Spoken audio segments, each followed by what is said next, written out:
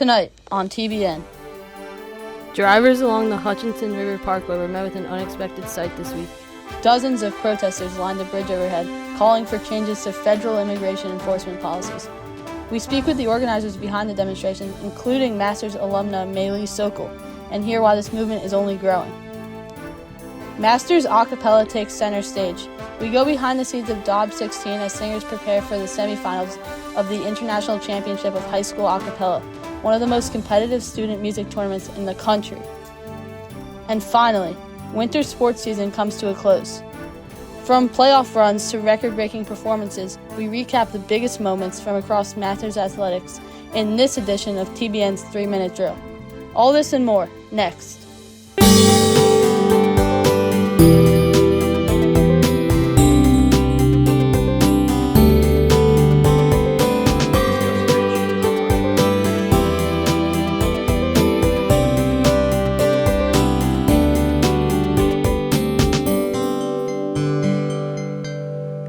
In action when the drill closes.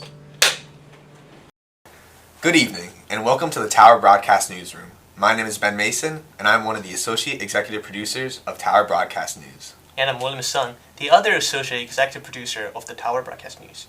We're recapping and following the latest news. Tonight, we have a story that's been hard to miss. Protests against immigration and customs enforcement, also known as ICE, are showing up in new places and in a new style. Ryan Lim and Gus Creech connected with the recent alumna to find out more about the movement she's part of, the Visibility Brigade. Good afternoon, my name is Gus Creech. We're here today in Pelham, New York, reporting on a protest for the Visibility Brigade. Their goal is to protest governmental issues, specifically around ICE and immigration enforcement.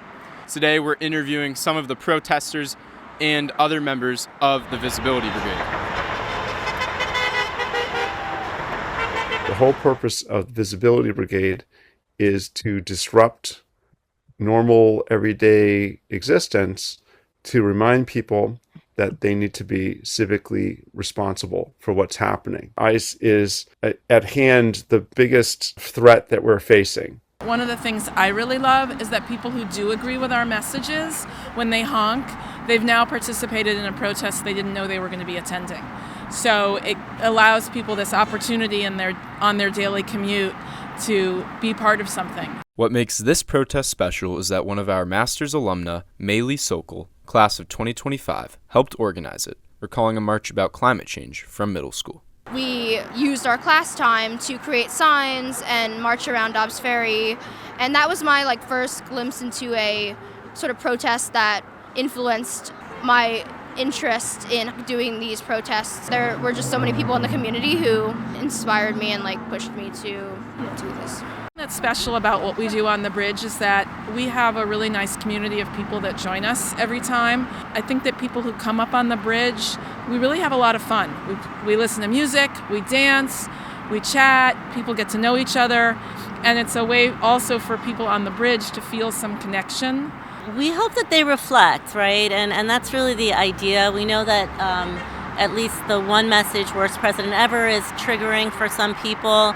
And we generally try not to come up here with negativity, but it is important, we feel today, that people understand that this is not normal. We are human beings up here. This is a message that's important. We want you to connect with us. Doing things, regardless of what it is, whether you want to go on an overpass or do a school walkout, or anything that brings attention to injustice, that gets people more civically minded, that engages more people, is important and will change things. And your voices are incredibly important in this moment. The group doesn't plan on stopping anytime soon, and they hope to see real change on the local and national level. This was Gus Creech and Ryan Lim, reporting for Tower Broadcast News. Yeah, hearing directly from the movement leaders really adds some depth to it.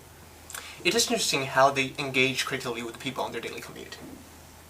The Masters a cappella group, Dobbs 16, competed in an international high school a cappella competition this February, taking home first place along with some individual awards. They are now advancing to the semifinals. More on the story from Azaria Charles and Jesse Grant. Normally, the goal of going to a competition is to win. For Dobbs 16, their goal was a little different. Dobbs 16 is the a cappella group at Masters.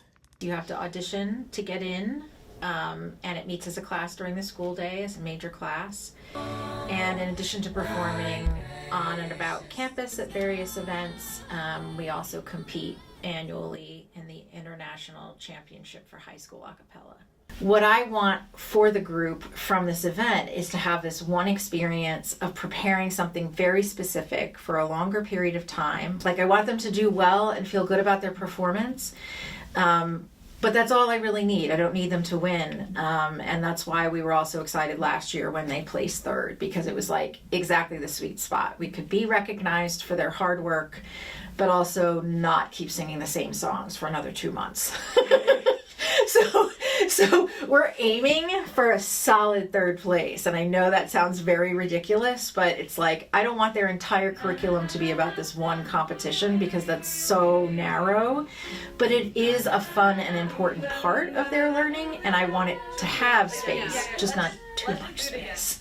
I think, honestly, our biggest goal is just have fun. Like, ICHSA is probably not, like, what I think most of us consider to be, like, our ultimate goal of every year. Like, we don't necessarily set out to win exclusively because we get to do so much other performance-oriented work around campus.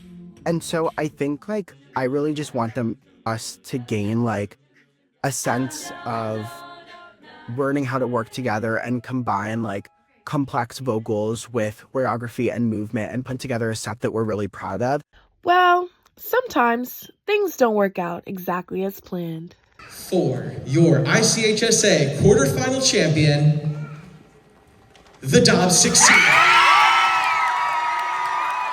So I think now it's just a lot about fine-tuning and getting things to be even better than they already are. And watching the videos back, I was just so proud of them. Like, it looks so engaging, it's so clean, they took all of the notes. And I'm just really proud of them as an ensemble because I didn't necessarily give them anything that was too easy. Like, I wanted to challenge them a little bit, and they totally rose to the occasion, and I think we put together something that we were all really proud of. On March 15th, Dobbs 16 heads off to semifinals in Hartford, Connecticut, at the University of Hartford's Lincoln Theater. We wish them well and stay tuned for more updates. Well, that's an incredible achievement and a huge moment for a group that puts countless hours of rehearsal into getting there. Yeah, I can barely sing in the shower, so to hear them put those songs together without any musical instrument is pretty impressive. As winter sports come to a wrap, Josh Edshell, Maria Milkov, and Tor Barino recap all varsity winter sports from the season in just 3 minutes.